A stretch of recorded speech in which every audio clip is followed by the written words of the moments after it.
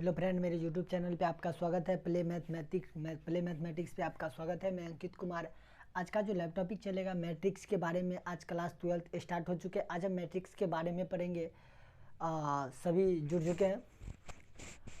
चलिए। Krishna Kumar.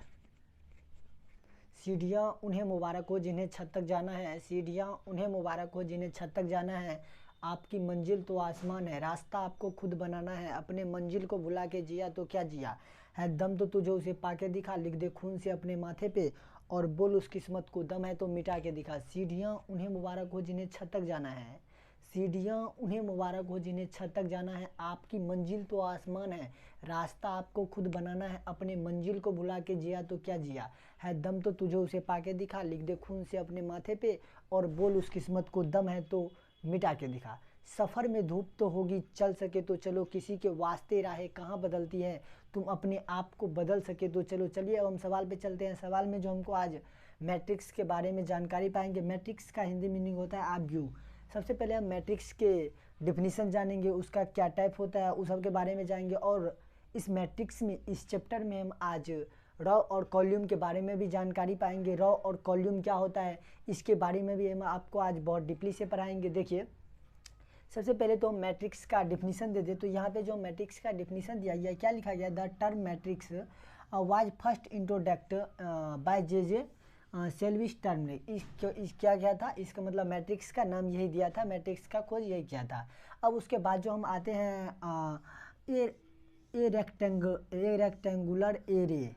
Rectangular array of number is called matrix.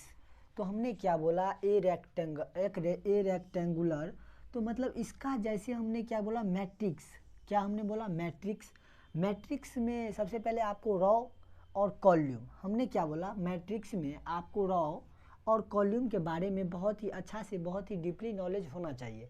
तो जैसे हमने रॉ का दूसरा नाम क्या देते हैं, हॉरिजेंटल लाइन। क्या देते हैं, हॉरिजेंटल लाइन देते हैं। और कॉल्यूम का दूसरा नाम क्या देते हैं, बैक्टीरियल लाइन देते हैं। जैसे हम देखिए यहाँ पे जो इसका जैसे हमको दिया गया है 2 3 4, क्या दिया गया हमको, यहाँ पे आपको समझाते हैं। जैसे हमको 2 3 4 दे दिया गया है, 5 6 7, ठीक है।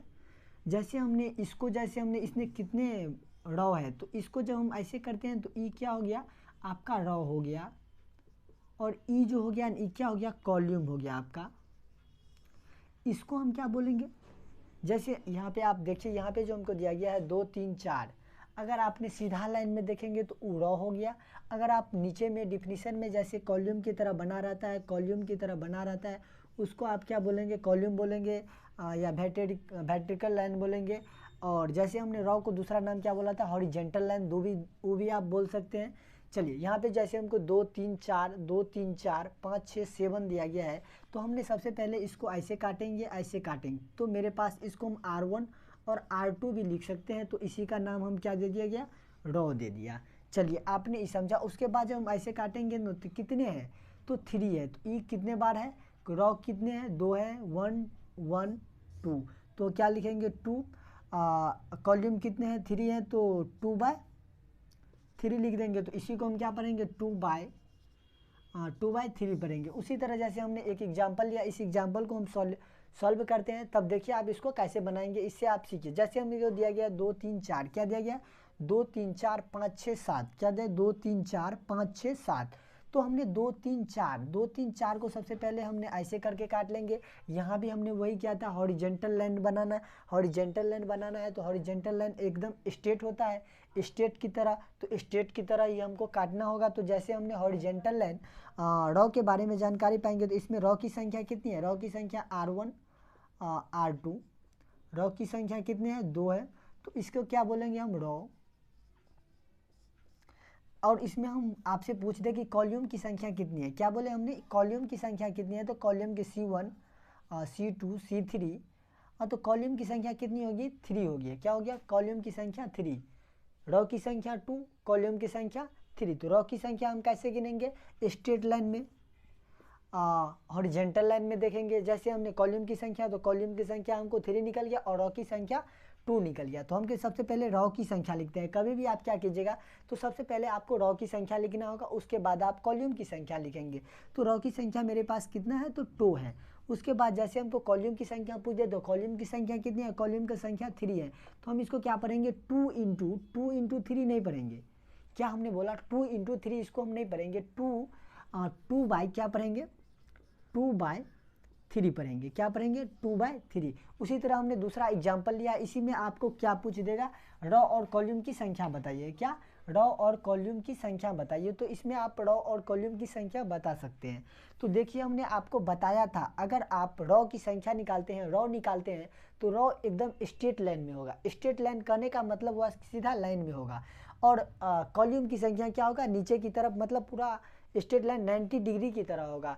जैसे हमको यहाँ पे दिया गया R1 R2, ये क्या हो गया, रॉ की संख्या। इसी में हम जैसे इसमें रॉ की और कॉलम निकाले थे, तो इसी में हम क्या करेंगे, रॉ की संख्या और कॉलम की संख्या निकालेंगे। चलिए हम निकालते हैं। जैसे हमने यहाँ से इसको हम क्या पढ़ेंगे, सबसे पहले ये आप बता दीजिए। इसको हम पढ़ेंगे A11, क्या पढ़ेंगे, A11 नहीं पढ़ेंगे, A11 पढ़ेंगे। इसको A12 पढ़ेंगे। इसको क्या पढ़ेंगे, dot dot dot dot A13 पढ़ेंगे। ध्यान से सुनिए, A11 पढ़ेंगे, A12 पढ़ेंगे, A13 पढ़ेंगे। अगर आपको इसमें पूछ दे रॉ की संख्या कितनी है, क्या पूछ दे आपको, रॉ की संख्या कितनी है, तो आप बोलेंगे रॉ की संख्या 1 2 3, रॉ की संख्या 3 है।